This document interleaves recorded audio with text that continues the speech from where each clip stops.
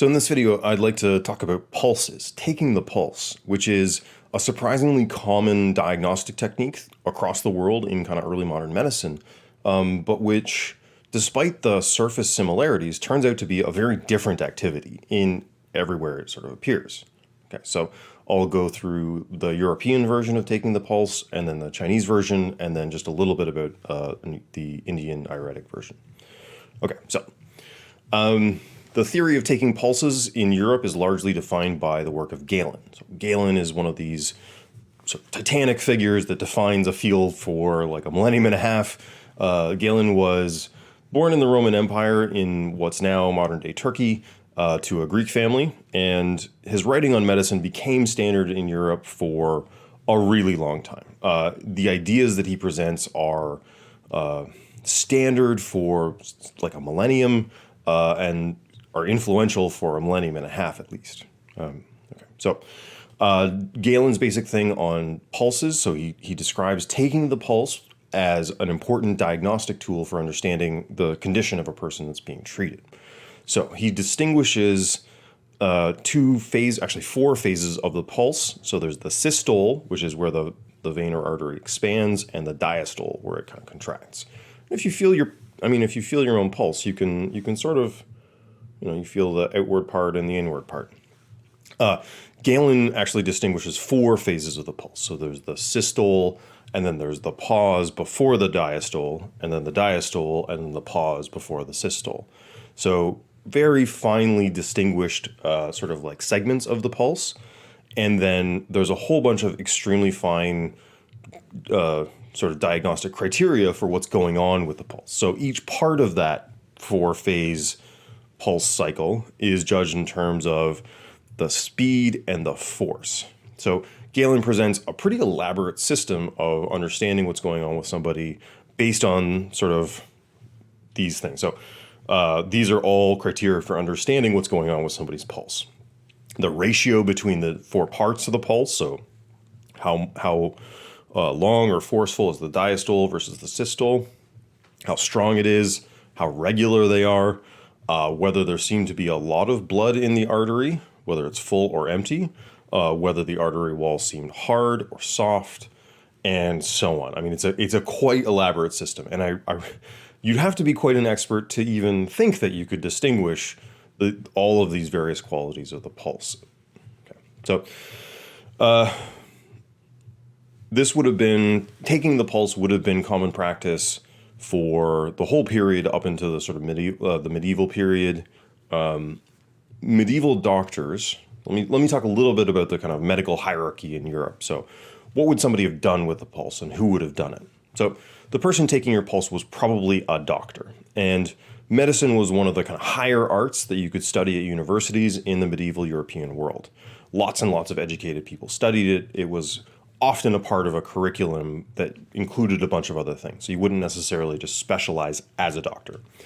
The kind of medicine that you would have learned in a university would have been heavily based on Galen, but it would have been integrated with other things like the four elements theory. So the four elements theory gets integrated, I believe, by Galen into a four humors theory. So the basic idea here is that you've got four kind of fluids traveling around your body. Those four fluids correspond with the four elements, and disease is an imbalance between the humors. So the four humors are blood, yellow bile, black bile, and phlegm. So blood makes you kind of enthusiastic or energetic. If you've heard the term sanguine or sanguine, that's you're full of blood, which makes you high energy. Yellow bile will make you bitter, short-tempered. Black bile will make you kind of lazy and depressed, and phlegm will make you apathetic. This was also, by the way, integrated with astrology. So your major astrological signs would have been associated with the four elements. So I'm a Cancer sun sign, which is a water sign, which means my physiology is predominantly phlegmatic. And when a doctor would treat me, they would look for signs through things like the pulse or your pallor, or they'd investigate your urine or any other other number of things, but also look at your astrological chart to see what your basic disposition is.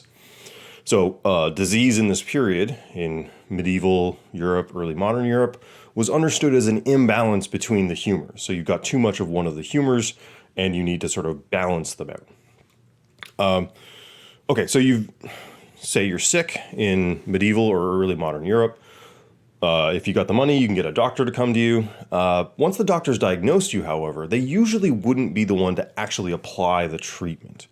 So, I mean, they would often prescribe diet or exercise or bloodletting, phlebotomy. So somebody would let out a little bit of your blood because you got too much blood. Or it could be a medicine prepared by an alchemist. But the actual administration of any of those treatments was usually not left up to the doctor themselves. There was a couple other classes of medical professionals that would do the, as it were, dirty work of actually trying to cure you. So one of the biggest classes of practical medical interveners were what's called barber surgeons. So barber surgeons would pull teeth, they would let blood, they would perform amputations. If absolutely necessary, they could give you a shave and a haircut, that kind of thing. So this was considered manual labor, and manual labor is beneath the social status of the fancy doctor who went to university. The person who's actually applying the cure sort of recommended by the doctor is typically somebody like a barber surgeon or a midwife. So midwives are another large class of medical professionals in this time, and they specialized on women's reproductive health. So women's secret parts were to be kept away from men other than their husbands unless absolutely necessary. So midwives sort of did the birthing process and the sort of prenatal care, postnatal care, that kind of thing. One thing was a kind of medieval European prudishness. Another thing was that there was just a belief that women were better at this, so that they just understood the process of bringing a life into the world better than men did. So what did midwives actually do? Medieval European midwives actually did something very similar. You can get a midwife today, and they do a lot of similar stuff. So they would do with they would sort of help do the actual childbirth. They provide medical care after birth. They would provide recommendations before birth. In medieval Europe, childbirth happened at home, and you would round up the mother of the new mother, the midwife, and other female relations. Everybody would kind of gather around. Because women ran households and the maintenance of health is understood to be one of the main jobs of running a household, women in general are tasked with a bunch of the sort of medical practitioner stuff, especially things like maintaining diet or something like that. So all mothers are in some sense part of the medical world at this point. Midwives are sort of the experts in women's reproductive health. Midwives had some pretty effective, just to take a couple examples, had some pretty effective medicines that they could prescribe. So for example, ergot. So if you see this is rye grain, and if you see the little black masses there, that's a fungus called ergot. And ergot is pretty poisonous if you eat a lot of it. Don't recommend having a whole big bowl full of ergot. But in moderate doses, it can induce labor. So this was the discovery of LSD was at least partly by investigating ergot for things that might induce labor. If a midwife thought that a pregnancy had gone on too long, for example, they would prescribe small amounts of ergot. Or if there was too much postpartum bleeding, they would also prescribe ergot because it's a vasoconstrictor. That is, it makes your blood vessels sort of contract and therefore reduces bleeding. So this would have been something that they could prescribe, and it turns out to be very effective. Another thing that a midwife might prescribe, again, a midwife is generally responsible for women's reproductive health, not just the birthing process. So this is a picture of a medieval medical practitioner preparing a drink of Pennyroyal tea for the lady on the left. So what Pennyroyal tea does is it's an abortifacient. It induces abortion. There are any number of plants that can do this that have been in use pretty much continuously for as long as anybody can remember. So I bring this up at least partly to point out that it's tempting when you've got a medical culture that does a lot of, say, bloodletting, which we're not sure if it helps at all. It's tempting to think that these people were all just prescribing placebos and nonsense. But for something like bringing about an abortion, it either worked or it didn't, right? And you can tell pretty clearly whether it worked or it didn't. There's no maybe about being pregnant or not. So they had quite effective at least some of their medical interventions were quite effective, and you could tell whether they were effective or not. So, of course, the position of most kinds of Christianity, specifically the Catholic Church, who would have been dominant in this period in Europe, is that abortion is morally wrong, and it's morally wrong at any point after conception. But in the Middle Ages, this wasn't the view. So just to give some background for this, there was a debate in the Middle Ages about when the soul enters the fetus. Some people said 40 days, some people said 120 days. And before that period, before the soul enters the fetus, it was considered not awesome to get an abortion. It wasn't something that you'd go around bragging about, but it wasn't considered a sin by any means. I think the most interesting version of this beliefs about when abortion becomes okay or not is described as the quickening. So that's the moment when the fetus starts moving around. So the quickening is when the fetus starts being physically active in the womb.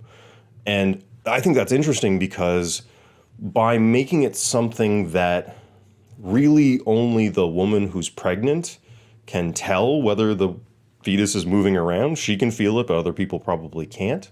You put the decision in the hands of the woman who's pregnant. So you make the criterion something that only she has access to, which I think is an interesting way of carving this up.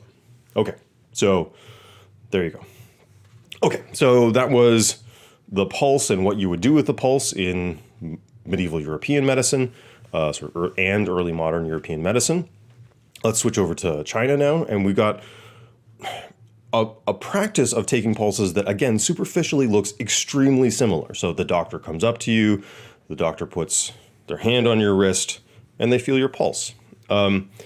In China, this is called Qiemo. I'm probably not saying any of these right, just for reference, but Qiemo.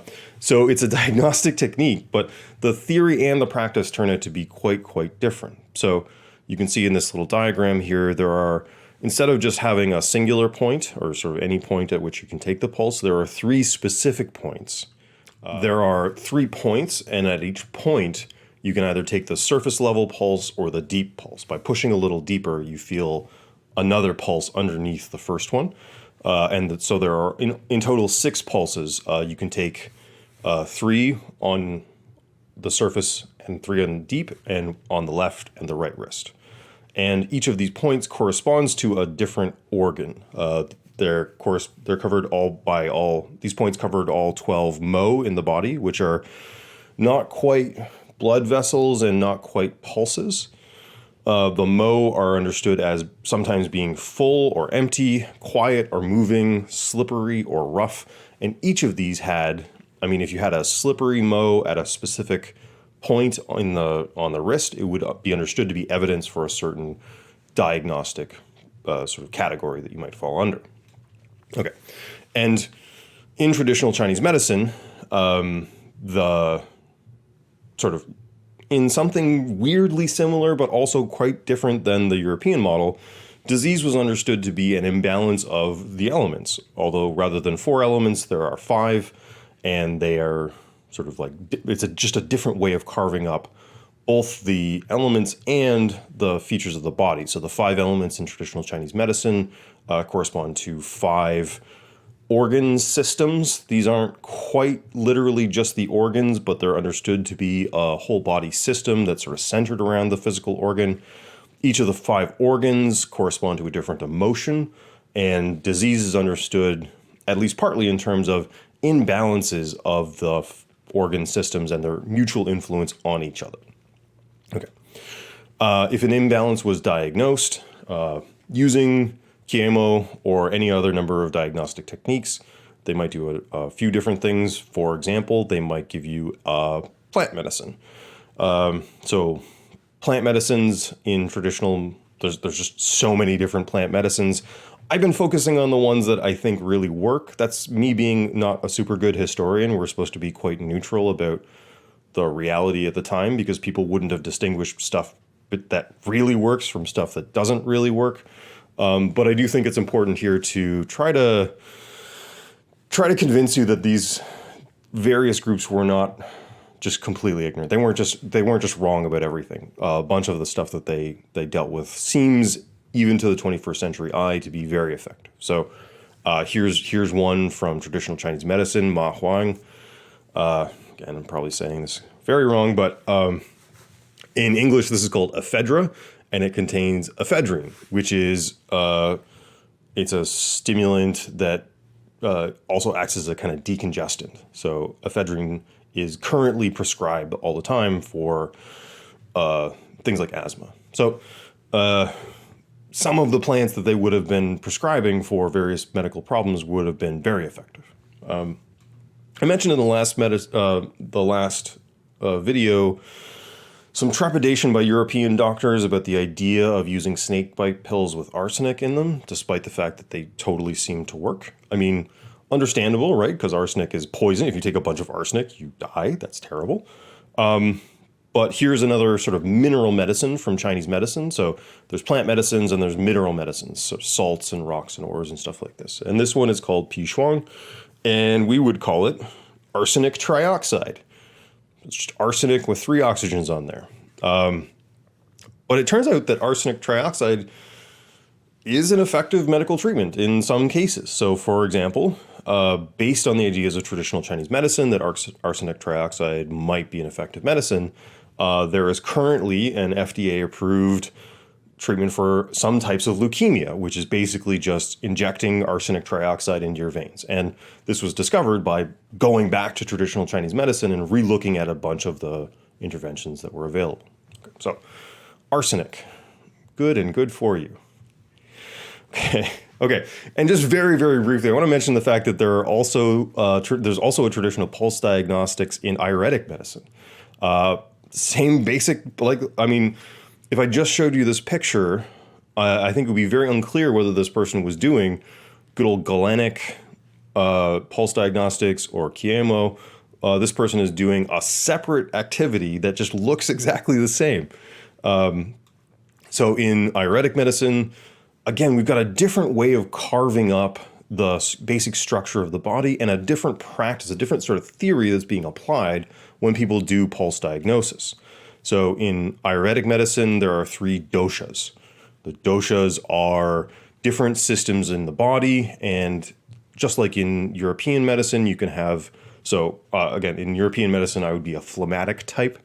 In Ayurvedic medicine, your constitution can be dominated by one of the 3 doshas, which determines sort of like what the appropriate diet for you is and how they will treat you if you become sick and that kind of thing. And in a, once again, quite sophisticated system of telling the kind of nature and quality of the pulse at 3 different points on the wrist or a few other places on the body, Ayurvedic doctors would diagnose what's going on with your 3 doshas.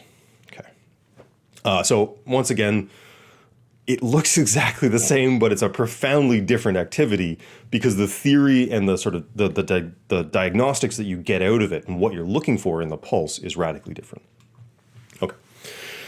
Okay, so that's a very brief survey of pulse diagnostics throughout history and what people would do with them. There's so much more to this stuff that I won't get to, or I can't get to. But I think it's interesting to note that in all 3 of the systems that I just described to you, there is no separation between bodily maladies and mental maladies, right? There's no body-mind separation here. The 4 humors are at once physical, their imbalance can be responsible for physical ailments, and they correspond to moods and psychological states. Same thing with traditional Chinese medicine, same thing with Ayurvedic medicine. It's in every traditional medical system that I've had the pleasure of studying, mind and body are treated as inseparable, which is in fairly stark contrast to the contemporary European tradition, or at least the one that we got out of the 20th century. 21st century medicine seems to be coming back to this idea that you can't clearly separate body and mind. These two things are increasingly being discovered to be inseparable, which is, I just like to point out, in some sense, going back to traditional ideas that people have held for a really long time.